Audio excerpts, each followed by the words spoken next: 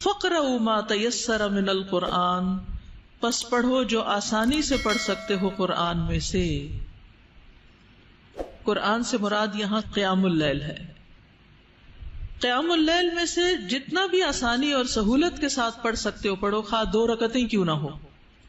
اس کی کم سے کم اور زیادہ سے زیادہ تعداد کے بارے میں ابن عثیمین کہتے ہیں کہ جب نبی صلی اللہ علیہ وسلم سے رات کی نماز کے متعلق سوال کیا گیا تو آپ نے فرمایا رات کی نماز 2 رکعت ہے، اور آپ نے اس کو تعداد کے ساتھ متعین نہیں کیا، مثنا مثنا کہا ہے، 2 رکعتیں۔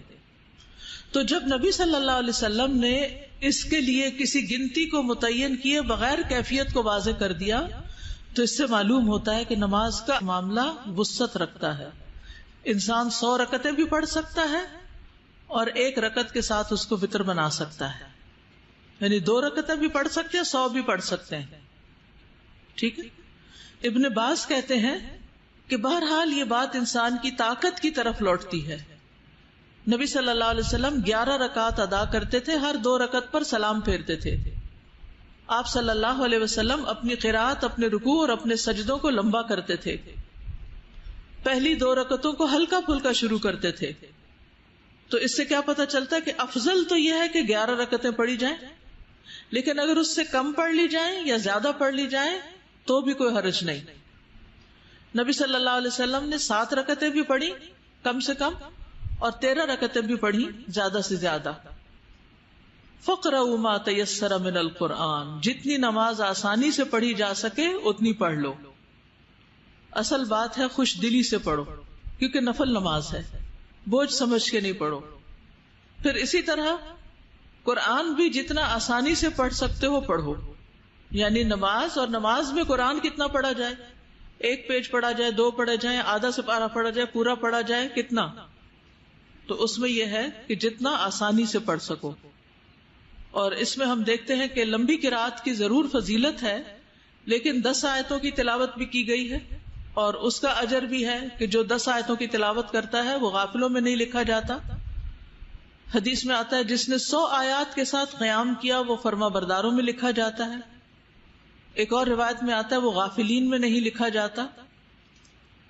جو 1000 آیات سے قیام کرتا ہے وہ بے انتہا ثواب جمع کرنے والوں میں لکھ لیا جاتا ہے۔ نبی صلی اللہ علیہ وسلم کی قرات کبھی مختصر ہوتی تھی، کبھی لمبی ہوتی تھی۔ کہا جاتا ہے کہ یا ایھا المزمل کی مقدار کے مطابق جو 20 آیتوں والی سورت ہے، یعنی اس کے برابر پڑھتے، کبھی 50 آیت کے برابر قرات کرتے تھے۔ کبھی آپ نے ایک ہی رکعت میں البقرہ اور آل عمران اور النساء بھی پڑھی، کبھی ایک ہی آیت کی مسلسل تکرار کی۔ سمجھ رہے ہیں آپ یہ ویرائٹی؟ تو کسی ایک چیز کو آپ نہیں لیں گے۔ فَاقْرَؤْا مَا تَيَسَّرَ مِنَ الْقُرْآنِ، ایک صحابی نے سورۃ اخلاص کی ہی بار بار تکرار کی۔ عَلِمَ أَن سَيَكُونُ مِنكُم مَّرْضَىٰ، اللہ کو پتا ہے کہ تم میں کچھ لوگ بیمار ہوں گے، کیونکہ بیماری جو ہے انسان کو عاجز کر دیتی ہے، انسان چاہتا بھی ہوتا اور وہ کام کر نہیں سکتا۔ نبی صلی اللہ علیہ وسلم ویسے بیماری میں بھی قیام نہیں چھوڑتے تھے۔ حضرت عائشہ کہتی ہیں کہ رات کا قیام مت چھوڑو، کیونکہ رسول اللہ صلی اللہ علیہ وسلم اسے نہ چھوڑتے تھے۔ اگر بیمار ہوتے یا کسل مندی کی کیفیت ہوتی تو بیٹھ کر نماز پڑھ لیا کرتے تھے۔ ابتداء میں نبی صلی اللہ علیہ وسلم رات کو نماز کبھی بیٹھ کر نہیں پڑھتے تھے، لیکن جب عمر رسیدہ ہو گئے، جسم کچھ بھاری ہو گیا، تو آپ بیٹھ کر قرات کرتے تھے۔ پھر جب رکوع کرنا چاہتے تو کھڑے ہو کر 30 یا 40 آیات پڑھ کر رکوع کر لیتے۔ کبھی زیادہ بیمار ہوتے اور رات کو نماز نہ پڑھ سکتے تو دن میں اتنے نوافل ادا کر لیا کرتے تھے، لیکن چھوڑتے نہیں تھے۔ لیکن عام لوگ اگر بیمار ہیں، معذور ہیں تو کوئی بات نہیں۔ وَآخَرُونَ يَضْرِبُونَ فِي الْأَرْضِ، اور کچھ دوسرے ہیں جو زمین میں سفر کریں گے، مسافر ہوں گے۔ تو مسافر سے تو فرض نماز بھی قصر ہو جاتی ہے، کم ہو جاتی ہے۔ یبتغون من فضل اللہ، سفر کس مقصد سے ہوگا؟